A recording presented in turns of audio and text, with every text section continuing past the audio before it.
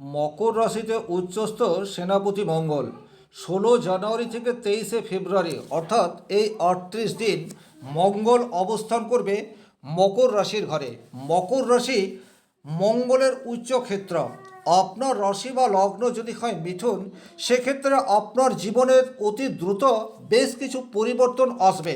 কিছু কিছু পরিবর্তন আপনাকে পজিটিভ রেজাল্ট দিলেও বেশ কিছু পরিবর্তন এইরূপ আসবে যেখান থেকে আপনাকে বেশ কিছুটা সাবধানতা অবলম্বন করে চলতে হবে। নমস্কার, আরও একটি নতুন ভিডিওয় আপনাদের স্বাগত জানাই। আমি শ্রী বিশ্বজিৎ। মিথুন রাশির সাপেক্ষে অষ্টমে উচ্চস্থ মঙ্গল। স্বাভাবিক অর্থে অষ্টম ঘরকে জ্যোতিষশাস্ত্রে শুভ ঘর হিসেবে ব্যাখ্যা করা হয়নি। অষ্টম ঘর থেকে বেশ কিছু নেগেটিভিটি, ঝামেলা, ফাঁড়া, দুর্ঘটনা, অর্থনাশ, লোন, ডিভোর্স এই ধরনের ঘটনা অর্থাৎ নানা নেগেটিভ ঘটনা ইন্ডিকেট করে।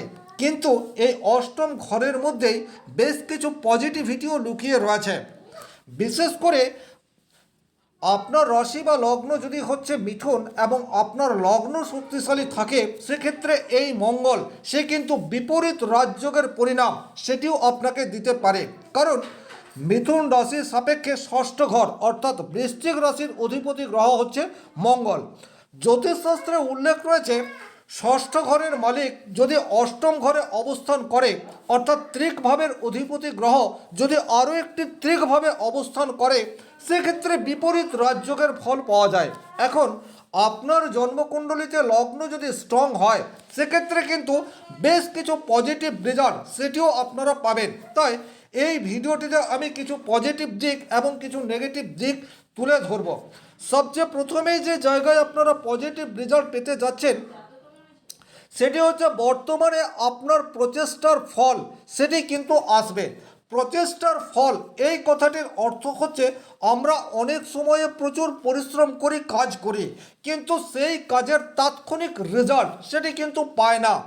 কিন্তু বর্তমানে যেহেতু অষ্টমে মঙ্গল উচ্চক্ষেত্রে অবস্থান করছে, আর এই মঙ্গল আপনার রাশির সাপেক্ষে ষষ্ঠ ঘর এবং একাদশ ঘরের অধিপতি, একাদশ ঘর থেকে সার্বিক সফলতা এই বিষয়টির বিচার হয়।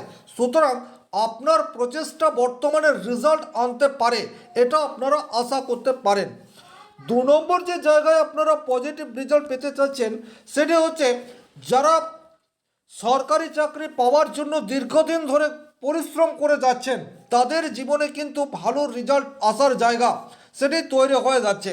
কারণ ষষ্ঠ ঘরের অধিপতি মঙ্গল সে অষ্টম ঘরে উচ্চ ক্ষেত্রে অবস্থান করছে। সুতরাং আপনাদের পরিশ্রম করার ক্ষমতা সেটি কিন্তু বর্তমানে ইনক্রিজ হবেই। একাদশ ভাবের অধিপতি মঙ্গল, সুতরাং আপনারা যারা পরিশ্রম করছেন, প্রকৃত অর্থে পরিশ্রম, তারা কিন্তু বেনিফিট পেতে পারেন। আর মিথুন রাশি মিথুন লগ্নের ছেলে মেয়েদের জন্য 16 তারিখ থেকে 23 তারিখ এই সময়সীমার মধ্যে যদি কোনো সুপার কম্পিটিশনের এক্সাম থাকে, তাহলে সেক্ষেত্রে উত্তীর্ণ হওয়ার জায়গা সেটি কিন্তু তৈরি হতে পারে।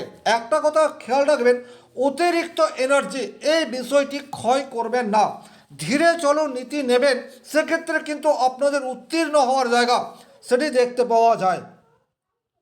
3 নম্বর যে জায়গায় আপনারা পজিটিভ রেজাল্ট আশা করতে পারেন সেটা হচ্ছে যারা দীর্ঘদিন ধরে প্রচুর ঋণের মধ্যে রয়েছেন। এই পয়েন্টের সাথে হয়তো অনেকে একমত হবেন না, কিন্তু কিছু মানুষের ক্ষেত্রে এই ঘটনাটি ঘটবেই। সেটা হচ্ছে যাদের ঋণ প্রচুর মাত্রায় হয়ে গেছে, কিছুতেই ঋণ পরিশোধ করার উপায় পাচ্ছেন না, তাদের জীবনে কিন্তু হঠাৎ করে ঋণ পরিশোধ করার সুযোগ সেটি তৈরি হয়ে যাবে। অর্থাৎ আকস্মিকভাবে অর্থ আসার একটা রাস্তা সেটি উন্মোচিত হতে পারে। সুতরাং যারা প্রচুর ঋণে জড়িয়ে পড়েছেন, তাদের কিন্তু এই 38 দিনের মধ্যে ঋণ মুক্তের একটা রাস্তা সেটি উন্মোচিত হতে পারে। 4 নম্বর যে জায়গায় আপনারা পজিটিভ রেজাল্ট আশা করতে পারেন সেই জায়গাটি হচ্ছে আপনার মধ্যে গোপন কোনো কোয়ালিটি রয়েছে, আপনার মধ্যে কোনো স্কিল রয়েছে, সেই স্কিলকে প্রকাশ করার সুযোগ সেটি আপনার সামনে আসবে। আর আপনি আপনার স্কিলকে স্বতঃস্ফূর্তভাবে প্রকাশ করতে পারলে অদূর ভবিষ্যতে পজিটিভ রেজাল্ট বা সেই স্কিলকে কাজে লাগিয়ে আপনি অর্থ উপার্জনের রাস্তা সেটির শুরু এই 38 দিনের মধ্যে হয়ে যেতে পারে।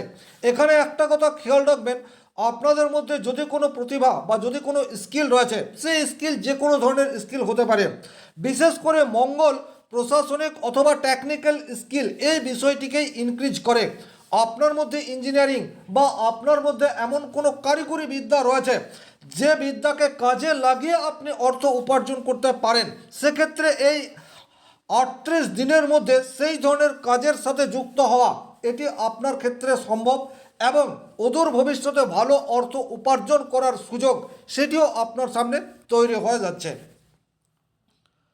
5 নম্বর যে জায়গায় আপনারা পজিটিভ রেজাল্ট আশা করতে পারেন সেটি হচ্ছে আপনাদের জীবনে প্রবলেম সেটা রয়েছে।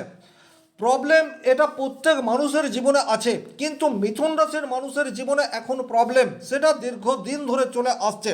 সেই প্রবলেমের সলিউশন সেটা কিন্তু আপনারা নিজেরাই বর্তমানে তৈরি করতে পারেন। অর্থাৎ পরিস্থিতি যতই জটিল হোক না কেন, সেই জটিল পরিস্থিতি থেকে কিভাবে বেরোতে হবে তার রাস্তা আপনারা নিজেই তৈরি করতে পারবেন। 6 নম্বর যে জায়গায় আপনারা পজিটিভ রেজাল্ট আশা করতে পারেন সেই জায়গাটি হচ্ছে বর্তমানে আপনাদের বিশ্লেষণ ক্ষমতা এটি কিন্তু বৃদ্ধি পেতে যাচ্ছে। বিশ্লেষণ ক্ষমতা তার কারণ হচ্ছে মিথুন রাশি বুধ প্রভাবিত রাশি, তাই কথা বলা আপনাদের ভীষণ পছন্দের। আর এই কথার মধ্যে যুক্তি সেটা কিন্তু বর্তমান সময়ে থাকবে। আপনারা যে কোনো বিষয়কে ঠিকভাবে রিপ্রেজেন্ট করতে পারবেন। তাই যে কোনো ধরনের শিক্ষা বা যুক্তিমূলক পেশার সাথে যারা যুক্ত রয়েছেন তারা কিন্তু মঙ্গলের প্রভাবে পজিটিভ রেজাল্ট আশা করতে পারেন। আপনাদের জ্ঞানের গভীরতা সেটি তো রয়েছে, কিন্তু বুধ প্রভাবিত রাশি হওয়ার জন্য আপনাদের মধ্যে যে কোনো বিষয়কে একটু হালকা করে দেখার প্রবণতা সেটিও থাকে। কিন্তু বর্তমান সময়ে আপনারা কাজের প্রতি ডেডিকেটেড এই বিষয়টি যেমন থাকবে, যে কোনো বিষয়কে যুক্তি সহকারে রিপ্রেজেন্ট করার ক্ষমতা সেটিও আপনাদের বৃদ্ধি পেতে যাচ্ছে। 7 নম্বর যে জায়গায় আপনারা কিছুটা হলেও পজিটিভ রেজাল্ট আশা করতে পারেন সেটা হচ্ছে একা চলতে হবে, আপনাকে কেউ সাথ দেবে না। আর এই সাহস আপনার মধ্যে আস্তে আস্তে বিল্ড হতে থাকবে। এই জায়গাটি কিন্তু অত্যন্ত গুরুত্বপূর্ণ। আপনারা বন্ধু বান্ধব ফ্যামিলি সবাই আপনার সাথে রয়েছে, কিন্তু আপনাকে যা করার একাই করতে হবে, নিজেকেই করতে হবে। এই যুক্তি এই সাহস ধীরে ধীরে আপনার মধ্যে বিল্ড হতে থাকবে।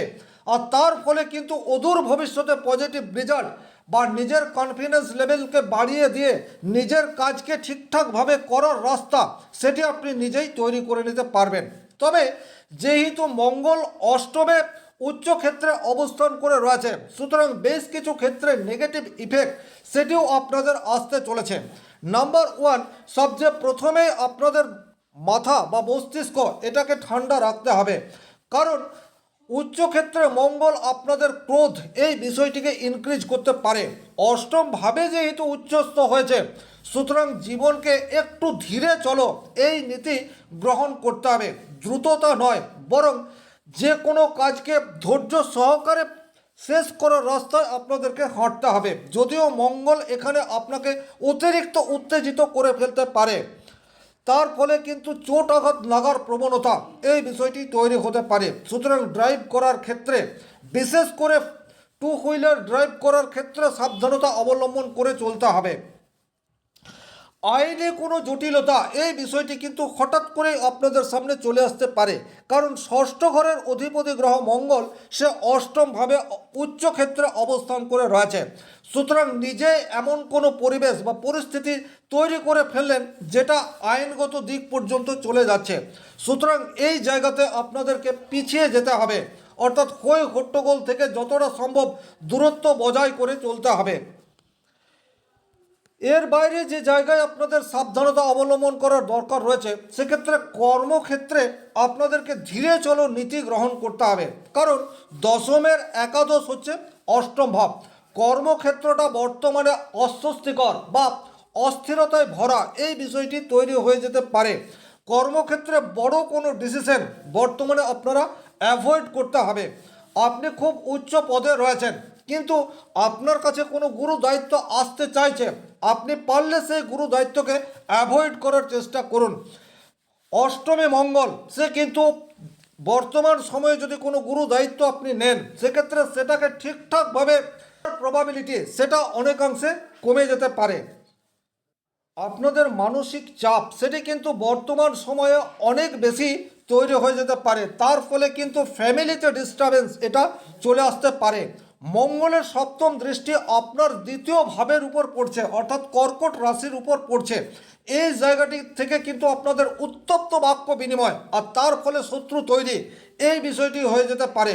ফ্যামিলির পরস্পরের প্রতি বন্ডিং বা আনুগত্যে কিছুটা শিথিলতা সেটিও কিন্তু চলে আসতে পারে। এই জায়গায় আপনাদেরকে সাবধানতা অবলম্বন করে চলতে হবে।